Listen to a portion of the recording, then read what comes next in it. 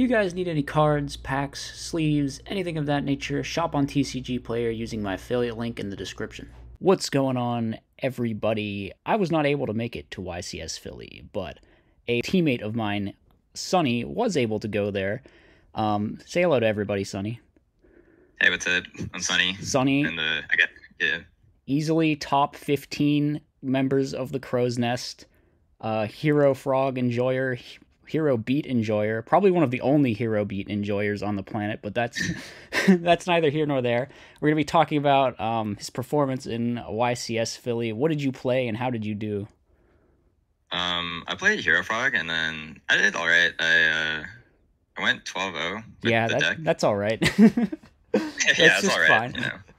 So we have the deck list here on the screen, and Sonny, by the way, made his own video about this as well, so be sure to go check that out on his channel. I'll probably tag him in the title, but you didn't go super in depth on the deck profile, so do you have some comments or things you want to say about that? Yeah, I guess I could talk about the deck. So I guess the reason I chose Hero Frog for the event, and I could give like all these reasons as to why I think it might be the best deck of the format, or what its strengths and weaknesses are, but really the reality is that I play Hero Frog in every big event just because it's my favorite deck. Like you probably know, I played Frogs as a kid, and I grew up watching GX, so naturally a deck combining my two favorite archetypes in Yu-Gi-Oh history was like a dream come true, right? So playing Hero Frog is just the most amount of fun for me, and that's kind of like what the game is all about, right? And then, so even though I picked the deck due to my love for its like archetypes, I do think that in a weird way, it kind of serendipitously kind of fits everything I wanted in a deck, because I really value consistency, right? And that's kind of, you know me, like in my luck, right? So yeah. I think one of the worst feelings is just feeling like you can't play. And the Hero Frog deck opens extremely consistently, because I'm sure your fans have already watched like the best normal summon in the format video, right? Yes. But it is card if Trooper, I remember correctly, but Stratos is like third or something. Second. Yeah, for sure. Like you have Swap Frog or Substone, sorry, and Stratos like pretty close to the top, right? Yeah, both of them definitely crazy in terms of starters. Yeah, so opening like Treeborn access in this deck is actually 81%, because you have the 2 Treeborn, the 3 Swap Frog, the 3 Substitute, and the 1-for-1, which is 9 out of 41. Opening hand of 9 out of 40, which is opening hand of 6, just 81%. And then opening Stratos is 40%. Now, like I didn't do too well in my stats class 3 years ago, so calculating the overlap between the two, you're telling me I know how to do, right? There's a 120% chance of seeing a good starter in your opening hand, then, right? Oh yeah, for sure. That's basically what I'm saying. But yeah, regardless, it means that even if there is no overlap between the two, it means that like sometimes like more than 4 out of 5 games you're gonna open like one of the best turn 1 openings in the format, and that's like something super valuable to me. Yeah, I really like this list, honestly. There's a lot of like ratios and stuff. I definitely approve of Scapegoat in the main. I definitely am a fan of Triple Econ. I think that card is completely nuts. I like Unifrog too in the main. I think that card is very good. And 1 Roto, 1 Ecall, 2 Junk Synchron is I think. Oh, you play like 1 fewer Ryza than most lists do, right? Don't most people play double Ryza? I think most people play double Ryza. It's just like a choice I made, because what happened was I realized that for a time I switched to like Warriors list, which had like 12 trigger summons. That was like way too much, because I play half, right? Yeah. And then what I realized is that he kind of like all in on the strategy of like 1 summon per turn, and then like just having a bunch of battle stops, like 3 faders, and then trying to like live a turn and then summon another like +1 the next turn. Hopefully they don't have enough gas to kill you at one point. But what I realized is that I was breaking a ton with that, and the reason why is because I needed to you just like clump on trigger summons, and I realized that my earlier list, even though that they were less powerful, like I played like malicious and like discard traps and stuff, they were a lot more consistent. So I tried to go back to a ratio that was similar to that, and that was with like 6 trigger summons, not including the Stratos. And then because of that, I need to make a compromise somewhere, and typically Junk Synchron is just a lot better in Ryza. So I was like, okay, well if Ryza is the worst of Kai's Junk and Ryza, then he has to be like the lowest ratio. I guess that makes sense. I think Guari played like triple Malicious Edge or something, if I remember correctly. Or at least that's what the old one oh yeah, he had like max Malicious Edge and stuff. It was kind of wild. And then yeah, I mean, I think Malicious Edge is a really great card in the sense that like it's a searchable like pressure summon, but the issue with Malicious Edge is that like he's not +1 on summon, right? And then that means that if he actually just trades 1-for-1, and you spending your entire turn on 1-for-1 is not the most amazing thing in the world. So I think for sure you play the 1 because he's a really good card, and he's a card that you search. But beyond the first search, you don't actually need to have a trigger summon, assuming, because they're spending resources on the Stratos, they're spending resources on the Malicious Edge, and that means that they likely don't have that much more to like answer the other summons. Yeah, I really like just having these 4 one-off heroes, like the water one, and then the Prodigy to set things up, and then the Malicious Edge to push. I think that's pretty much perfect. Did you want to talk about what kind of like highlights did you have from your matches? What was the craziest stuff that happened? Who were the best players you played against? What do you think?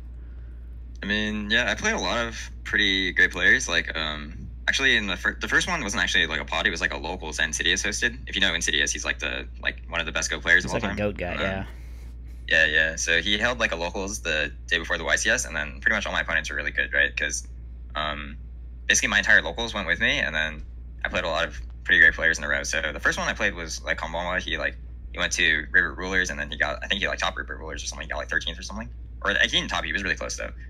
He's like known for playing well dead, and then I played him, where like game one I was like so monstrously bricked, like I couldn't play the game. It was like the most crazy thing ever. Like I was talking about the consistency of the deck earlier, but like my hand was like Malicious Edge, like 2 Kais and the Rise. I was like, I actually can't believe what's happening. That's some classic Sunny luck right there. Yeah, it was so insane. And then, but the thing is, I played against him so much because I've been playing against him for like 2 years now, right? Where he just assumed I must have had like some insane like push I was waiting for. So he was just like kind of poking with like a Grepher that he wasn't using his materials for. And then when he finally committed to the push, I like saved myself a scapegoat, and the scapegoat let me econ his monsters, and I started like breaking his board. And then, yeah, that was kind of like saved me, even though I should have been screwed. And then later in the tournament and finals, I played Masha. Like, she's also pretty well known online, and then she was playing Vayu, and I may have some like pretty controversial opinions about Vayu, but in reality, like Vayu is a strong deck for sure. But I do think that the Vayu deck is in particular really weak against frogs, because if you just think about what it does, it's like it doesn't really plus that easily, or it doesn't plus efficiently, like on tempo when it's off tempo, if that makes sense, right? And then that means it struggles to break specific things. So, for example, if you ever set up a dupe block against Vayu, if you look at their deck, they can't really break it that easily, right? They can like set a Ryko and try to flip it, hoping that you don't have a way to clear the Ryko on your turn, or that they can like try to make a really expensive like play and then try to like break it that way. But it's just really inefficient for them to like clear a dupe block, right? Unless they like hard draw torrential, which is like what every deck can do. So in my entire life, I've actually like only lost to the Vayu deck game 1 of the Vayu deck like 3 times. But then at the YCS, I actually lost to Vayu game 1 like pretty much every time, which is pretty crazy. That's like weird.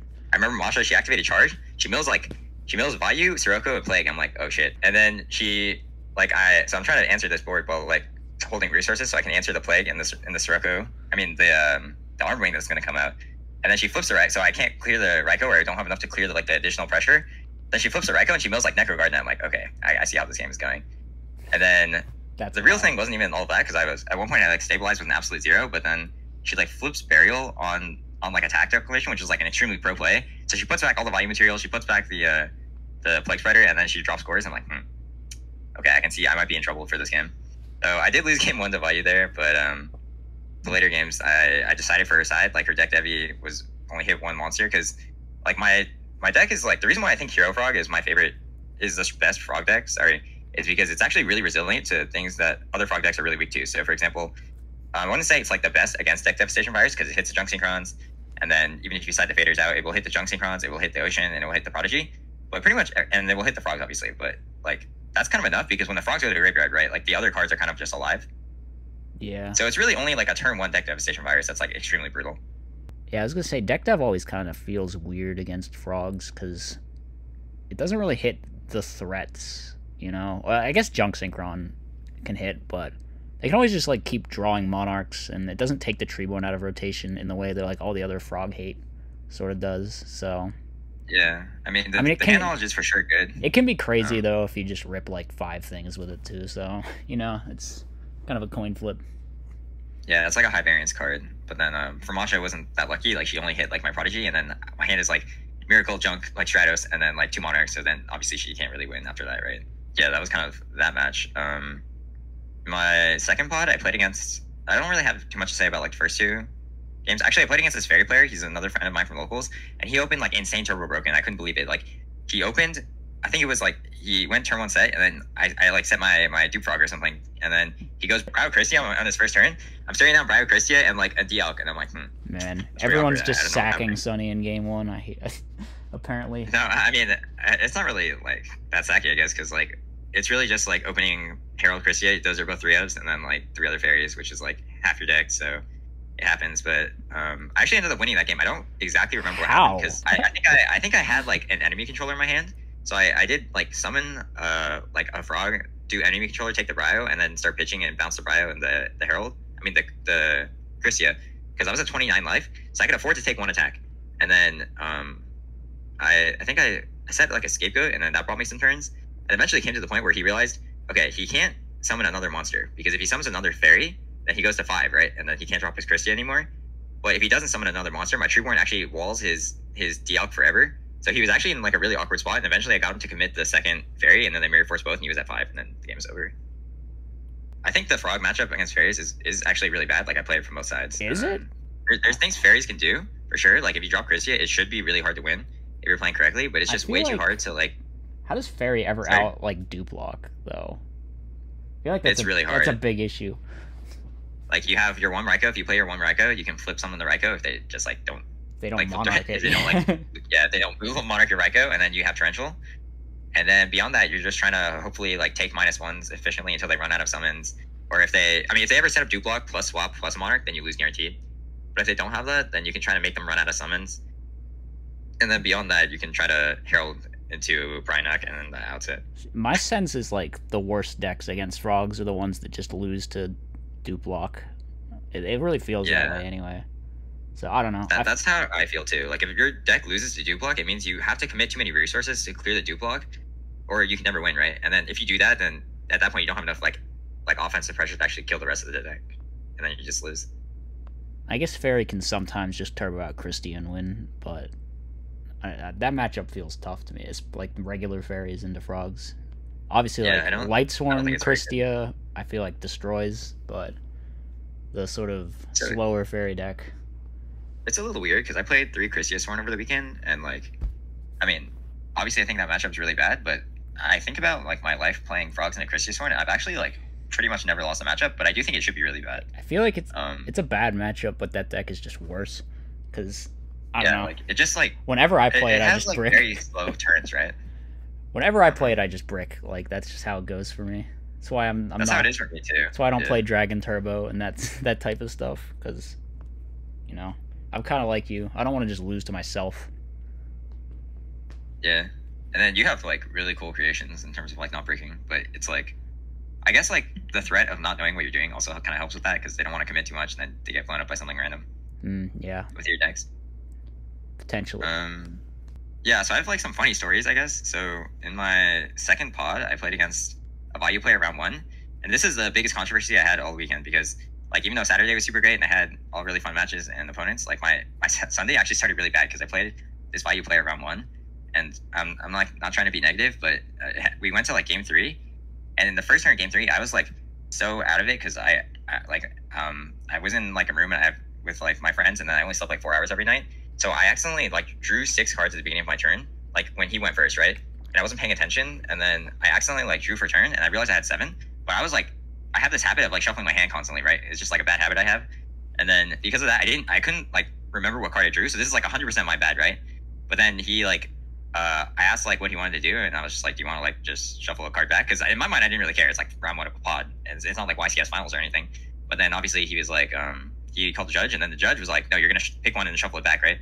And then he appealed it to the head judge, and then the issue wasn't that like he appealed it, it was that like the wait was so long. It was like a 25-minute wait to appeal to the head judge. And the head judge finally came, and then he was just like, yeah, we're just gonna pick one, reveal it, and he's gonna shuffle it back. And then after that happened, I like tried to do my turn, right? So I do Soul Exchange Substitute, and the issue is when I do Soul Exchange Substitute, like my opponent said I can't do that because Soul Exchange can only be used for tribute summons. So I'm like reading my card, I'm like, I'm pretty sure that I know it's interaction first of all. That's 100% wrong. Yeah. So then we call a judge, and the judge actually like rules with him. He's just like, yeah, so Soul Exchange can only be used for tribute summons. Like he picks up the card and reads it, and then says that. And I'm just like, okay, wait a second. So the judge just like blatantly ruled Soul Exchange incorrectly then, because that is 100% not how that works. You can. Yeah. You can Soul Exchange, do like econ. You can Soul Exchange sub. You can do anything. Yeah, but then I kind of like burned my Soul Exchange for fun, and then I felt kind of bad about that. But like it's still value, so like he can't really win assuming your deck is like not bricked. So that happened, and then but because that happened, we went over time so much, and like everyone else in the pod was waiting for us because we went over about like 40 minutes or something, right? What are And then I had what are the time sorry? rules? What are the time rules like at It's just whatever the these judge events? decides. So like Oh. in my pods, we went 1, 2, 3, 4, like or 0, 1, 2, 3. Sorry for turns. But then I remember I was watching my friend play pod, and then he was told it was 0, 1, 2, 3, and then the judge was like, "Nope, we're just gonna do end of phase," and then like current time rules. End of And then, phase. yeah, it was pretty bad. Even So he less just lost, even though he was about to win that turn. even less appropriate for Edison format than for modern, and it's terrible in modern too. I can't believe they would do that. Actually, end of phase in Edison. That's wild. Yeah, that didn't make any sense. But like because I was so over for the Bayou like match, right? I ended up going to the next match. I didn't know what my opponent was playing because like our match took so long. And then I play and I realized I didn't side out one Dust Tornado. My main deck is 41 and my side deck is 14. So I like self-report and then I lose game one, even though my hand was broken too. I had like Junk Synchron and 1-for-1, which is like the God combo, right? And then because of that, I lose game one. I don't know what he's playing, and then I see him. He sides like 9 cards. I'm like, oh shit. Like he's signing 9 cards against frogs, and I have no idea what he's playing. It just seems so doomed at all points.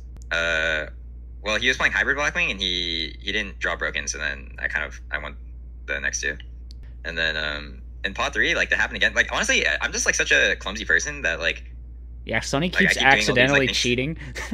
no, it's not even accidentally cheating, but like in pod 3, I remember one of my friends called me to talk to this guy. So I like left the area because it was like I was in pod 69 and then they were at pod 65, right?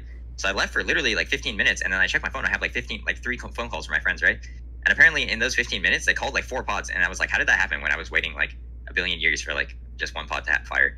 But yeah, apparently I was like 15 minutes late to like my round 1, and then I got a game loss there, and then I start my game 2, right? And then going first, so I look, my hand is broken again because my deck only draws broken. I have Prodigy Substitute, right, which is like the God combo, and he activates Herald on my Substitute. So I'm looking at my hand now. It's like Duke Frog Battle Fader. It's like complete trash. It's like bulk. And then I look at the deck he's playing. He's playing Chrysius Horn. I'm like, oh my god, it's actually doomed. But then I guess he like kind of bricked or something. I don't know what happened. Yeah, heralding a turn 1 Substitute should be like GG right there. I would that feels insane, honestly. Like the play I had to do was he summoned Aaron. I had to summon my Duke Frog, crash into the Aaron, search my Swamp Frog, and then like stall with like a Battle Fader, which is pretty awkward. It was actually that bad.